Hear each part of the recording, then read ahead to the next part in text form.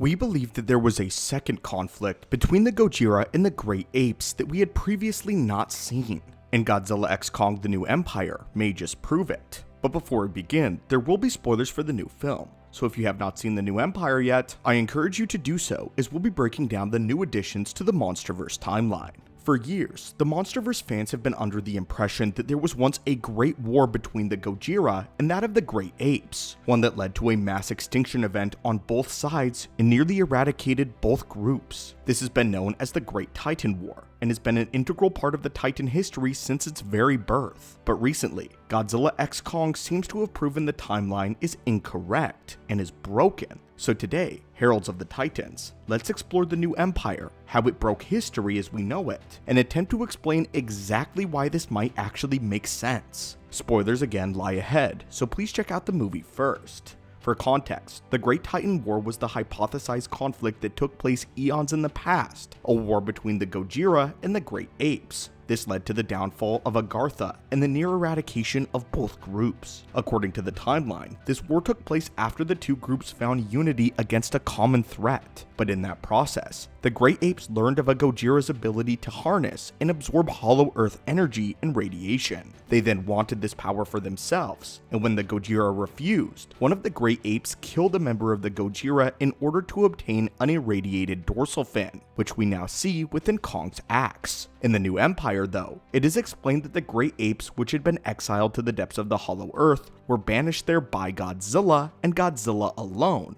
no other members of Titanus Gojira. When Dr. Andrews is translating the carvings within the ancient Iwi temple, she says that the Iwi legend depicts Godzilla's attempt to subdue the colony of apes, which doesn't fit to the current timeline that we know of, and hints that there are actually two wars, not one. On the surface, it seems as if this supposed war took place after the Gojira had died out, but we believe there's something more going on here, and the answer might lie with Zuko, the young ape that we see accompanying Kong in his adventure through the Hollow Earth. What's notable about Zuko is his distinct orange coloration. It seems as if he is the only ape in the Hollow Earth with this coloration, except of course for Scar King. Upon closer examination, we can see that many of the children in the Hollow Earth have also reddish-orange hue to their fur, and this implies that they might actually be related to the Scar King. If this theory is true, then the Scar King has been busy siring the next generation of great apes, and ensuring that his bloodline and lineage is cemented in history. So then, what does this have to do with the Titan War and the break in the timeline? Well, since none of the other adults in this group are reddish to the same degree, then it means that this exile is very recent, at least by the standards of a Titan's lifetime. None of these children have grown up yet, therefore the practice is relatively new, and this may imply that there was a gap of time in between the Great Titan War and this uprising. If both events are to be true though, that being the Titan War between the Gojira and the Great Apes, and the revolt led by the Scar King against Godzilla alone, then we believe it would have happened something like this in the timeline. The Great Titan War could have happened in much the same way, with the entire race of Gojira facing off against a much larger population of the Great Apes. The origin of the conflict would most likely be the same, with one of the Kong killing a Gojira for the dorsal fin, and by proxy, the power to harness the Hollow Earth. But the conflict would not end here. We know that Godzilla survived, and it's possible that he was not alone. Perhaps a few more Gojira, such as Dagon, may have survived, but died off in the next couple of centuries. The Great Apes, though, also had a colony of survivors, and they remained hidden in the depths of the Hollow Earth. The two groups were separated. The Great Apes regrouped and reconstituted themselves, while the remaining species of Gojira roamed the surface, as they both bided their time. If there was still a Gojira left, then they may have waited for the defenders of the surface to die off until only a single Godzilla remained. If there was only one remaining Gojira, then it stands to reason that they may have the confidence to launch an assault on the surface world, led by the Scar King at the helm of the onslaught, leading to the Second Titan War. Unfortunately though, they severely underestimated Godzilla's power, and this is the revolt that we see in the ruins of the Iwi temple, and this is the story that we hear from Dr. Andrews. After the failed attempt to conquer the surface world, the remaining Great Apes were banished where they were once again left to bide their time, and this seems to fit with the timeline that we see at the Scar King very well. We know that the Scar King is a demented conqueror who has a particular bloodlust for the surface of the world,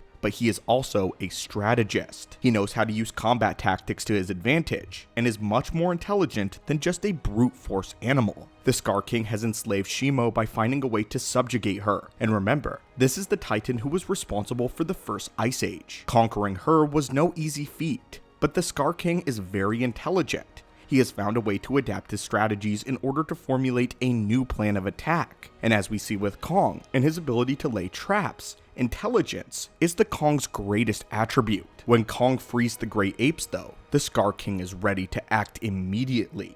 He may have spent the time following the aftermath of the Great Titan War fashioning more weaponry, gathering his forces, and strengthening his army as he waited for the death of Gojira, as the species was on its last legs, and only presumably Dagon and Godzilla were around. It was only after this failed assault that the Scar King decided to secure his rank as king, but more importantly, his lineage and his bloodline. This could have been where he began siring heirs. And again, since they're still children, this war tells us that by Titan standards again, this war happened relatively recently. A second Titan War. Overall though, this new timeline would help to explain how the Great Titan War and the Iwi legend can coexist without breaking the timeline of the Monsterverse. But anyway my friends, what do you think of this new timeline and this explanation? And the fact that the new empire introduced us to a second war between Godzilla and the Great Apes. One that they severely underestimated Godzilla's power, and one where he actually managed to defeat them.